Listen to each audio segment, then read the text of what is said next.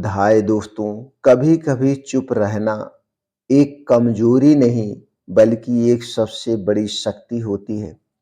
भगवान गौतम बुद्ध ने कहा था, तीन जगह जहां इंसान अपना बुंद मुंह बंद रखता है वहीं उसका जीवन बदल जाता है। आज की कहानी उसी सीख को समझाती है।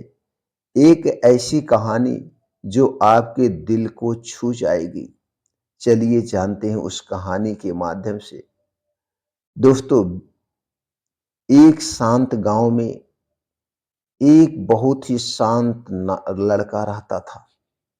दिल का साफ, सीधे स्वभाव का, लेकिन बेहद भावुक। एक दिन उसका सबसे अच्छा दोस्त उसे धोखा दे देता है। लड़के के मन में तूफान, आंखों में आंसू।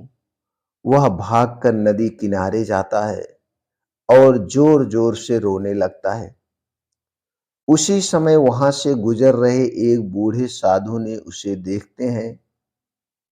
साधु उस लड़के के पास आते हैं और लड़के से कहते हैं, बेटा, रोना कमजोरी नहीं, रोना कमजोरी नहीं, पर रोते रोते अपनी कमजोरी दुनिया को बता देना गलती है। जिसे पता चल गया कि जिसे पता चल गया कि तुम्हें कहां चोट लगती है, वह वहीं पर फिर दोबारा वार करेगा। विनय चुप हो जाता है। विनय यानी वह लड़का चुप हो जाता है। उस दिन उसने पहली सीख सीखी, जब दिल टूटे रो जरूर, रोना जरूर, लेकिन दुनिया के सामने नहीं रोना। कुछ महीने के बाद उसकी जिंदगी में दूसरा अवसर आया, जब उसे गुस्सा बहुत तेज आया। कुछ महीने बाद गांव में एक बड़ा विवाद हो जाता है। एक आदमी उस लड़के पर झूठा आरोप लगा देता है। लोग तमाशा देखने के लिए इकट्ठा हो जाते हैं। वह लड़का, जिसका खून पूरा खौल उठता है, दिल कहता है चीख कर सबके सामने उसे गलत साबित कर दो, पर तभी उसे साधु की बात याद आती है। साधु ने कहा था, और वह चुप रहता है, कुछ नहीं बोलता है। आरोप लगाने वाला आदमी गुस्से में और भड़कता है, खुद ही गलतियां करने लगता है, बेतुकी बातें बोलता है।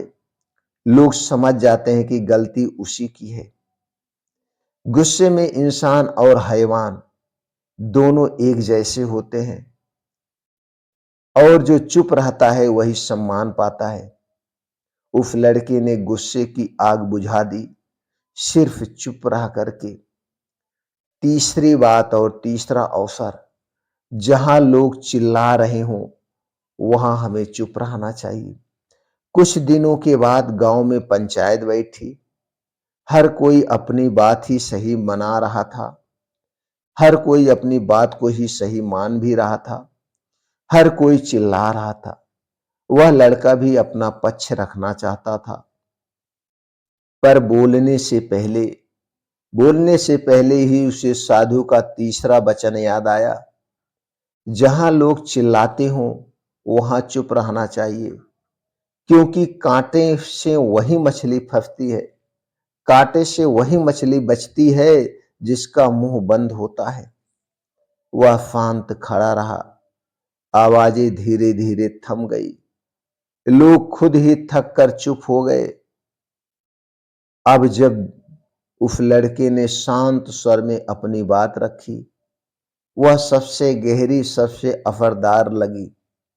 सभा ने उसी की बात को माना, और वह दिन उसके जीवन का सबसे महत्वपूर्ण दिन बन गया। दोस्तों, उस लड़के की जिंदगी सिर्फ 3 जगह चुप रहने से बदल गई, और यही 3 जगह है भगवान बुद्ध ने भी बताई है। पहली जगह, जब रोना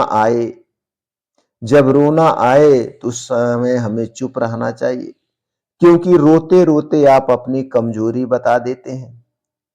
तीसरी जगह, जब गुस्सा आए क्योंकि गुस्से में इंसान खुद को मिटा लेता है और दूसरों को मिटाने का प्रयास करता है। तीसरी जगह, जब लोग चिल्ला रहे हों, क्योंकि शोर में वही सुना जाता है जो शांत होता है। बुद्ध ने कहा, जिसे चुप रहना आ गया उसे जीवन जीना आ गया। अगर आपको यह कहानी पसंद आई हो, इसे अपने परिवार, अपने दोस्तों तक जरूर पहुंचाएं, क्योंकि कई बार एक सीख किसी की पूरी जिंदगी बदल सकती है। और कमेंट सेक्शन में लिखें, नमो।